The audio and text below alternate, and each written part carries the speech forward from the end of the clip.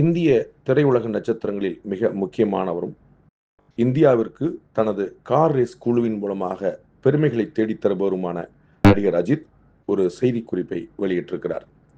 அதில் ஆங்கில ஊடகத்திற்கு நான் கொடுத்த பேட்டி இளைஞர்களுக்கு நல்ல செய்தியை கொண்டு சேர்ப்பதற்கு பதிலாக ஒரு சிலரால் அவர்களுடைய அஜெண்டாவிற்கு ஏற்ப பயன்படுத்தப்பட்டுள்ளது.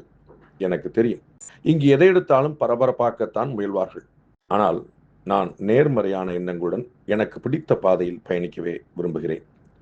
ஒரு காலத்தில் சினிமா பத்திரிகையாளர், விளையாட்டு பத்திரிகையாளர், அரசியல் பத்திரிகையாளர் என்று இருந்தனர். ஆனால் இன்று அரசியல் பத்திரிகையாளர்களை விட ஒரு சில சினிமா பத்திரிகையாளர்களே மிகவும் அரசியல் மயமாகி உள்ளனர்.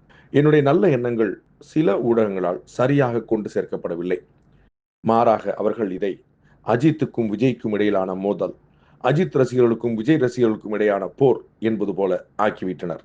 நாம் நச்சு கலந்த ஒரு சமூகமாக மாறிவிட்டோம். எழுதி வைத்துக் கொள்ளுங்கள், என்னுடைய இந்த ஆங்கில ஊடகத்திற்கான பேட்டி 10-20 வருடங்கள் கழித்து மிகப்பெரிய பேசு பொருளாக மாறியிருக்கும். உங்களையும் உங்கள் குடும்பங்களையும் முதலில் பாருங்கள். பார்ப்பதற்கு தகுதியானது என நினைத்தால் என் படத்தை பாருங்கள் என்று என் ரசிகர்களுக்கும் பொதுமக்களுக்கும் பல ஆண்டுகளாக சொல்லி வருகிறேன்.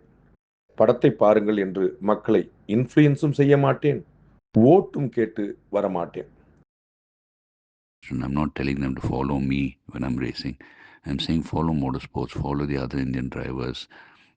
It's a very expensive sport, and a lot of people are, going out of their way to get sponsorship or to race even without sponsors coming forward. I hope the sports gets popular and sponsors come forward to support all the drivers participating on behalf of India. It is not right for us to expect நாங்கள் வந்து government கிட்ட இருந்து funding எதிர்பார்க்குறது தப்பு, because governments, be it state, central, have got a lot more issues to sort out. It's not fair. But yeah, what the governments can do is at least direct corporates, like how corporates are supporting other sports like cricket and other sports. Just direct them, say, okay, give motorsports also a shot, and let's see, how things work out in the next 5 years. But sir, I believe in this motorsports concept has a lot of potential, sir. It's not just for the drivers, it's for the motorsports fraternity in the automobile manufacturers. India is now the hub of automobile industry. A lot of brands are coming to India. So there's a lot of scope for everybody, for brands, sponsors, for the brands, for their visibility. Motorsports promote பண்ணுங்க sir. See, like films don't need promotions, because it's people have been watching films for decades, and it's a part of their culture. Let like cricket, let motorsports also, because everybody commutes, everybody has their own motorcycles, cars, so they can relate to motorsports. But yeah, I don't want them racing on the road saying that, I don't want that to be misinterpreted.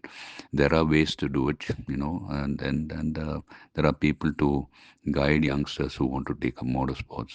Please promote motorsports, promote all the young drivers who are representing the country. Again, not me. Promote motorsports, please. The reason I'm sending my footage is maybe other path they'll start, maybe they'll start watching the others. That's the reason I'm sending my footages, so just to raise a little bit of awareness. That's about it. Because mata issues, social issues, people are there to represent. Not many people representing motorsports. So Naren has done it, and I'm grateful to Naren for coming on to the team. It's such a boost for the team and for motorsports in India for people to see Naren racing again. It's a dream come true for me, sir, to be Naren Karthikeyan's teammate, and I hope Naren Karthikeyan, myself, and all the other Indian drivers, we make India proud on in the international events or championships that are being held. Please pray for us. And I request you to please promote motorsports. Thank you, sir. படங்களில் நடிப்பது மற்றும் car race உள்ளிட்டவற்றில் ஈடுபடுவது என எனக்கு பிடித்தவற்றில் கவனம் செலுத்துவேன். எப்போதெல்லாம் ரேஸ் காரில் உட்கார்கிறேனோ அப்போதெல்லாம் உயிர் போவதற்கு ஒரு நொடி போதும் என்பது எனக்கு நன்றாக தெரியும். அதனால் எனக்கு எந்த ஒரு திட்டமோ உள்நோக்கமோ இல்லை என்பதை புரிந்து கொள்ளுங்கள். வாழ்க்கை மிகவும் எளிதில் உடையக்கூடியது. என்னால் முடிந்தவற்றை வைத்து முடிந்தவரை நன்றாக வாழ விரும்புகிறேன். கரூரில் நடந்தது துரதிர்ஷ்டவசமானது. அது நீண்ட நாட்களாக நடக்க காத்திருந்த ஒரு விபத்து. இதற்கு முன் ஆந்திரா சினிமா தியேட்டரில் நடந்துள்ளது. பெங்களூர் கிரிக்கெட் மைதானம் முன்பு நடந்தது. பல நாடுகளில் நடந்திருக்கிறது. நான் ஏற்கனவே சொன்னது போல பொதுவெளியில் எப்படி நடக்க வேண்டும் என்ற விதிமுறைகள் நான் உட்பட அனைவருக்கும் பொருந்தும். எனது இந்த கருத்துக்கள் தவறாக புரிந்து கொள்ளப்படாது என நம்புகிறேன். ஒரு சில ஊடகங்களோ ரசிகர்கள் மீது பழியை சுமத்துகின்றன. ஆனால் ஒரு சம்பவத்தை கோடிட்டு காட்ட விரும்புகிறேன். எனது தந்தை இறந்த சமயத்தில் அவரது பூத உடலை எடுத்துச் சென்ற போது ஒரு சில ஊடகங்கள் எங்கள் பின்னால் கேமராக்களுடன் பின்தொடர்ந்தனர். உயிரில்லாத அந்த உடலின் வீடியோ காட்சிகளை பதிவு செய்ய முயற்சித்தனர். இதனால் அங்கிருந்த ஒவ்வொருவரும் தங்களுடைய உயிரை பணயம் வைக்க நேர்ந்தது.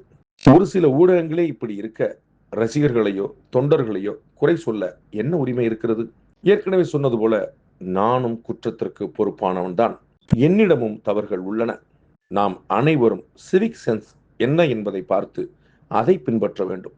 ஓட்டளிப்பதை நான் ஒரு குடிமகனின் கடமையாக பார்க்கிறேன். தமிழகத்திலோ இந்தியாவிலோ மட்டுமல்ல, உலகம் முழுவதுமே மக்களும் அரசுகளும் ஒன்றுக்கொன்று பிணைந்ததாக இருக்க வேண்டும். மக்களாகிய நாம் உரிமைகளை பெற கடமைகளை செய்தாக வேண்டும். ஆம், சில சமூகங்கள் சுரண்டப்பட்டு துன்புறுத்தலுக்கு ஆளாக்கப்படுகின்றன. அதுபோன்ற மக்களின் உரிமைகளுக்கு குரல் கொடுக்க அரசியல் கட்சிகளும் மக்களால் தேர்ந்தெடுக்கப்பட்ட தலைவர்களும் உள்ளனர். ஆனால் உள்நோக்கங்களுடன் பாதிக்கப்பட்ட மக்களுக்கு குரல் கொடுப்பதாக சில போலி சமூக ஆர்வலர்களும் உள்ளனர். அதுபோன்ற போலிகளால் மூளைச்சலவை ஆகாமல் இருக்க மக்கள் விழிப்புடன் இருக்க வேண்டும். அதே போல எனது பேட்டியை விஜய்க்கு எதிராக கட்டமைக்க முயற்சிக்கும் சிலர் அமைதியாக இருப்பது நல்லது. என்றுமே நான் விஜய்க்கு நல்லதை நினைத்திருக்கிறேன், வாழ்த்தி இருக்கிறேன். எல்லோருமே அவரவர் குடும்பங்களுடன் சந்தோஷமான வாழ்க்கையை வாழ நான் வாழ்த்துகிறேன். இதற்கிடையில் என்னுடைய பூர்வீகம் அடிக்கடி கேள்விக்கு உள்ளாக்கப்படுகிறது.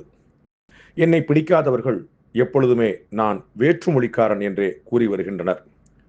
ஒரு நாள் வரும், அன்று இதே நபர்கள் என்னை உரத்த குரலில் தமிழன் என்று அழைப்பார்கள். இந்த கார் ரேஸில் சாதித்து இந்த மாநிலத்திற்கும் இந்த நாட்டிற்கும் பெருமை சேர்ப்பேன் என நம்புகிறேன். இதற்காக எனது உடலையும் முழு ஆன்மாவையும் அர்ப்பணிக்கிறேன். என் நாட்டிற்கு பெருமை சேர்க்கும் இந்த பணியில் என் உயிரே போனாலும் பரவாயில்லை. உங்களுடைய அன்பு, ஆதரவு மற்றும் வாழ்த்துக்களுக்கு மிக்க நன்றி. தமிழகமே விழித்துக்கொள், இந்தியாவே விழித்துக்கொள். அன்புடன் அஜித்.